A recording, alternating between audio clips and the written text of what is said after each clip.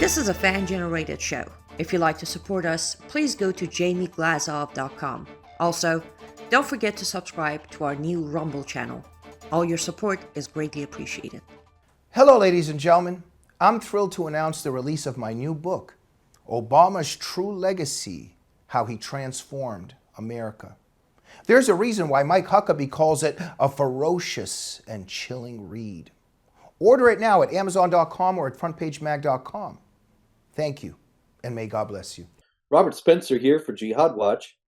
It's tempting in these heady early days of the second Trump administration to start to get the idea that the battle has been won, the race has been won, the left has lost.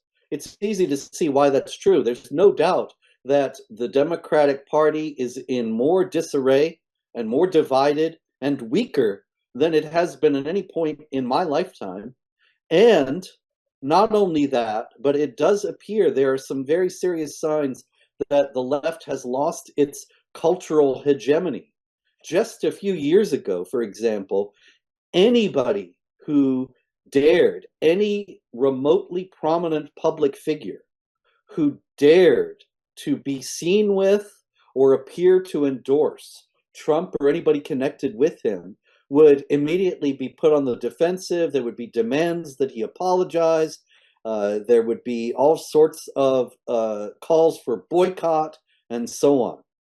But recently, the fast food chain Steak and Shake followed Secretary of Health and Human Services Robert F. Kennedy Jr.'s, that's wild enough in itself, but anyway, his advice that seed oil, that vegetable oil was not really good for you, and that French fries should not be fried in seed oil, but rather in beef tallow. And so Steak and Shake actually switched over to beef tallow, happily announced this on its X feed, and when Kennedy showed up in the company of Sean Hannity and had a burger and fries at Steak and Shake, Steak and Shake was thrilled, thanked him for dropping by, and was featuring this once again on its X feed without the slightest hint that it ought to be apologizing or backtracking or inviting Kamala Harris or Tim Walz or somebody, Gavin Newsom or somebody, to come and have a burger and fries at their place also. And I thought that's a very significant cultural moment that got insufficient attention. Obviously, because the people who are going to give it attention don't want to call attention to it. But it's clear that the tide is turning. And yet we have to guard against overconfidence, because while it's turning, it's not over. The empire is striking back and is going to strike back. And we have to be aware that the culture war is still very much going on.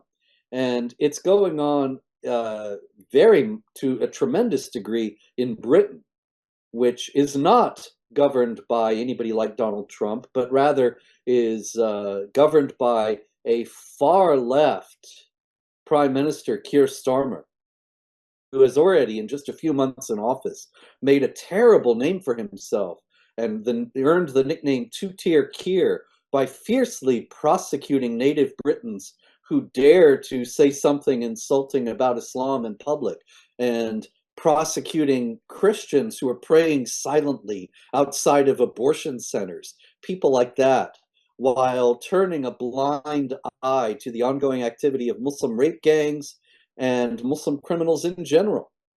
And now Britain, it just gets worse over there by the day. And so it was recently reported that the birthplace of William Shakespeare in Stratford-upon-Avon will be decolonized. Now, you might wonder who the heck colonized Stratford-upon-Avon. And it is actually not one of the areas in Britain, at least not yet, that has a significant Muslim population. So they're not talking about the new colonists.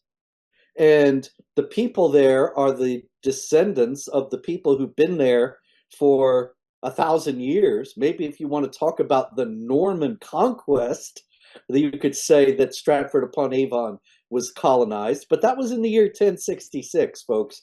And this is 2025, I believe. And so that's kind of old news.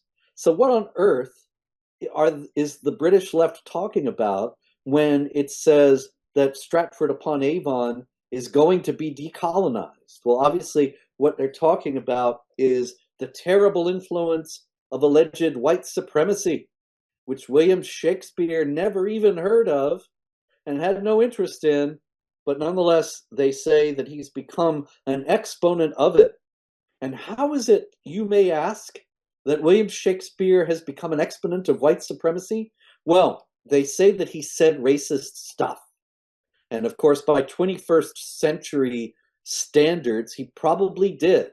But William Shakespeare died in 1616. He should not be judged by standards that he knew nothing about and did not adhere to, any more than anybody else should be. That's a historical anachronism that has no legitimacy. But Shakespeare is also guilty of an even worse sin, and that is that he is regarded as one of the greatest writers and playwrights in world, not just English, but world history. As a matter of fact, when I was in college, I had a professor of Shakespeare who was German.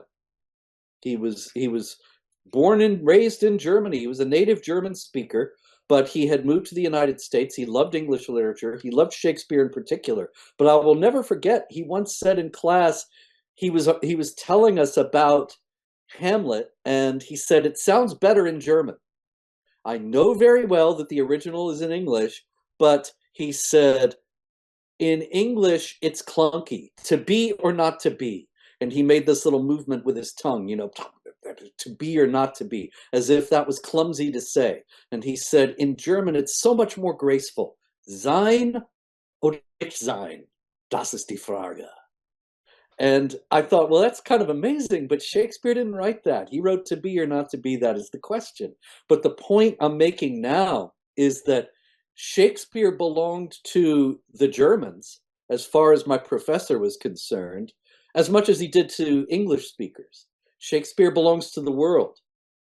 And this is what bugs them, the left, because the idea that he is the greatest writer, you see, and he's a white male, well, you get the problem.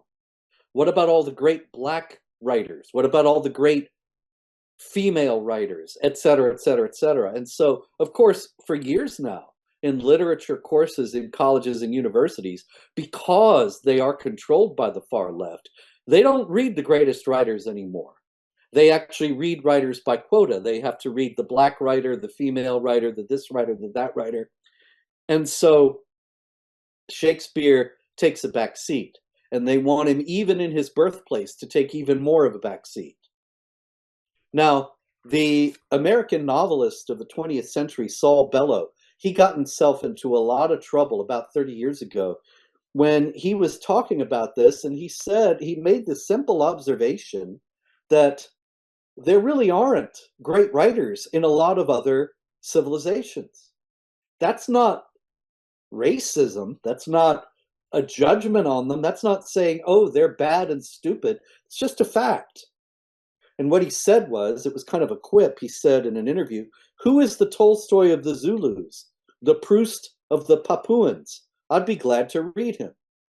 And of course, as you can imagine, all hell broke loose, and he was called a racist. And he actually wrote an op-ed in the New York Times in 1994 saying, well, he didn't exactly say that that was how an interviewer had taken his words, but what he obviously meant was something quite different from how it had been taken.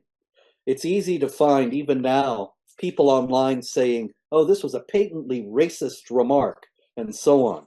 But Saul Bellow himself, in his 1994 op-ed, he said, now why did my remarks, off the cuff obviously, and pedantic certainly, throw so many people into fits of righteousness and ecstasies of rage? France gave us one Proust, and only one. There's no Bulgarian Proust. Have I offended the Bulgarians too?